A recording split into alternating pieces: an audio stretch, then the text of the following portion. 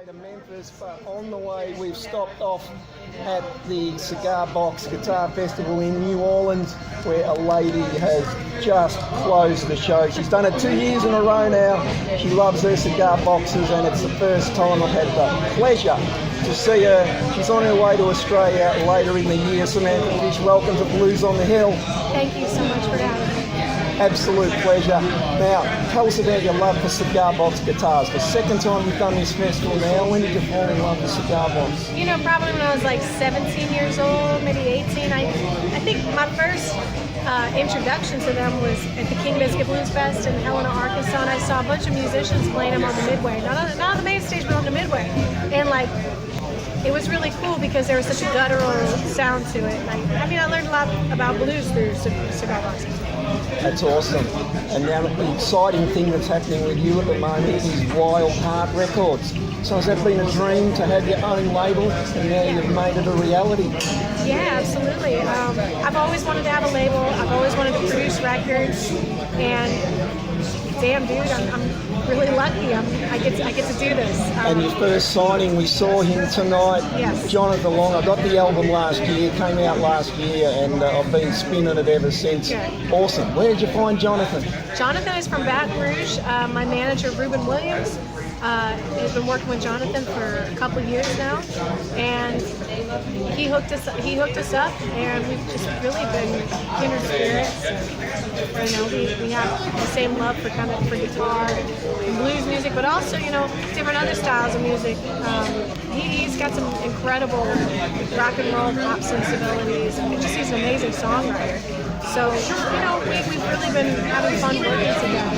He's an amazing person, amazing musician. You've got that Americana thing going, and you've got that love for hill country. You love hill country, and mixing with Luther Dickinson in North Mississippi All Stars. How did that come about? You know, I've been a fan of Luther since I started playing music, and when I was going in to make my third studio album on Roof Records, Wild Heart, it was like, so who do we use to produce it? Who's going to produce the album?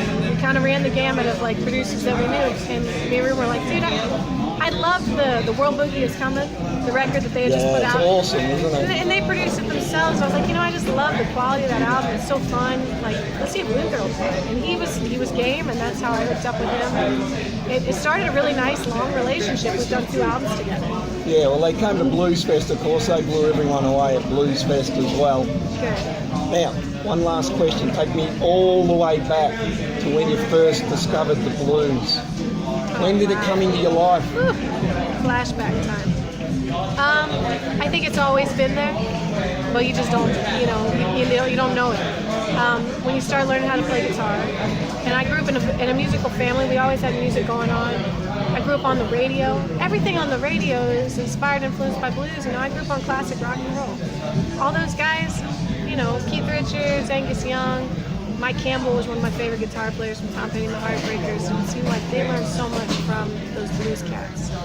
And, you know, so really at the start of even listening to music, I've been influenced by blues. And then, and I just had to dig a little bit. I had to go and find it and be like, all right, well, who did Keith Richards listen to? And that's how you discover like Freddie King and Muddy Waters. And then you go back even further and you find Skip James and you find Charlie Patton.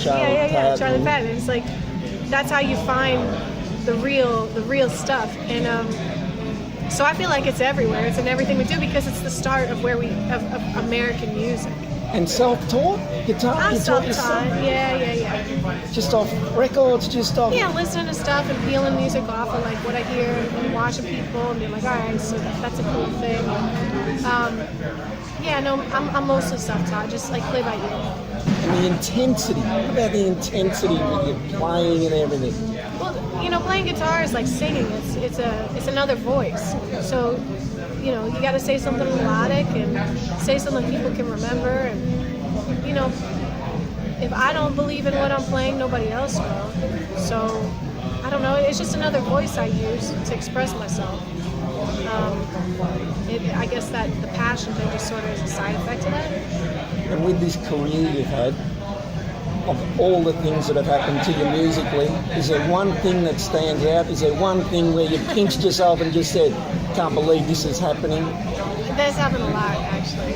Honestly, from where I came from to where I am right now, there's been a lot of moments where I really can't believe that I'm in the situation that I'm in. And I feel really fortunate. I feel really blessed. And, you know, from getting to meet idols or play with your idols or open for somebody to like just playing the biggest, best stages there are, you know, and then there's times where you're like, you're in a little tiny place and people just, you're making music and they're really feeling it.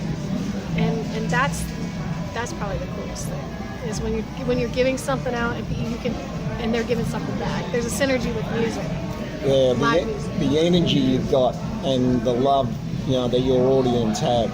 Incredible passion, like you say, you give the passion, they give it back to you, and it shows. It's the first time I've seen you on stage, and absolutely unbelievable show. Thank you.